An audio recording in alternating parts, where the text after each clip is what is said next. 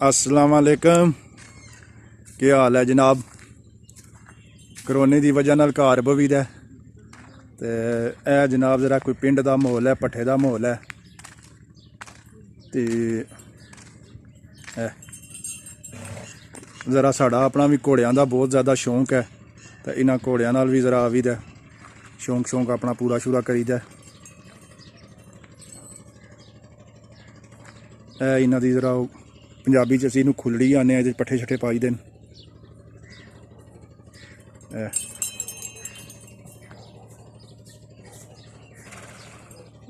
पिंड का देसी माहौल का ते कीकर दी छां, इहदा एक अपना ही मज़ा है।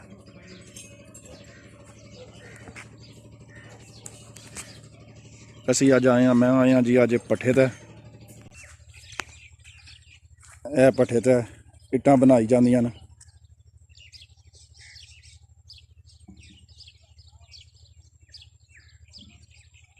ते अजकल जिहड़े इत्थै मजदूर काम करते हैं तो उन्हों का भी कोई ख्याल किया जाए, इन्हों भी ख्याल रखा जाए। मलक तारक तो माशाअल्लाह हर पासे पहुँचते हैं। तो इत्थे जेड़े जेड़े कोई वीडियो देखते हैं अपने अपने इलाके च, तो इन्हों पहुँचो तो इन्हों का भी कोई ख्याल कराया करो। देखो हाँ जनाब, कितना मज़े का नज़ारा।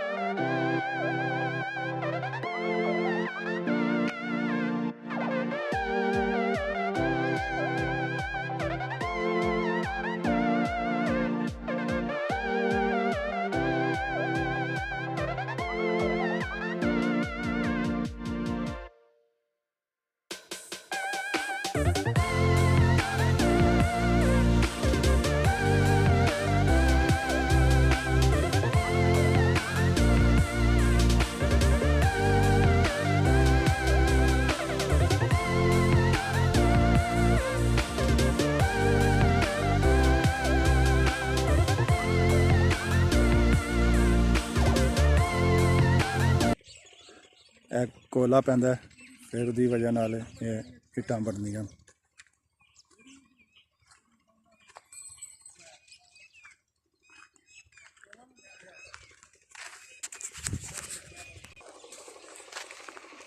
इट्टां रखते हैं, हुण इहदे विच कोला पासन ते इसनूं इट पकाई जासी।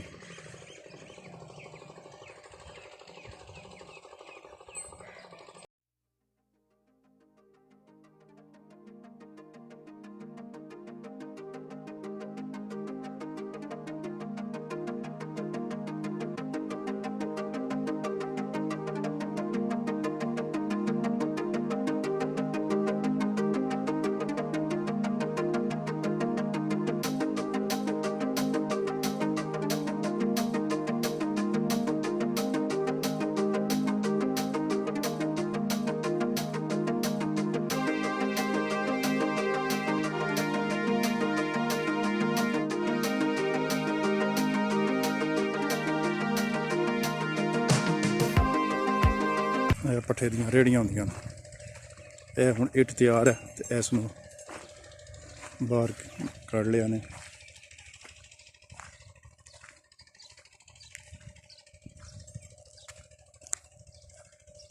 बड़े मजे न जी पिंड दे।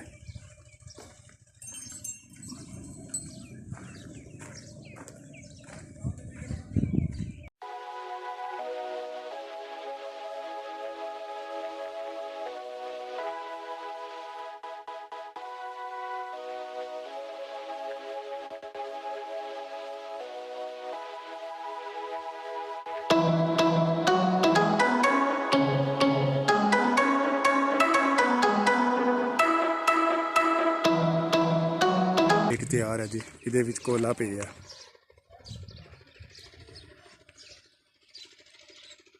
ਕੋਇਲਾ। ਪਿੰਡ ਦੇ ਨਜ਼ਾਰੇ। ਕਣਕਾਂ ਵੀ ਤਿਆਰ ਹੋ ਗਈਆਂ ਨੇ, ਹੁਣ ਲੋਕ ਕਣਕਾਂ ਨੂੰ ਹੱਥ ਲਾ ਰਹੇ ਨੇ।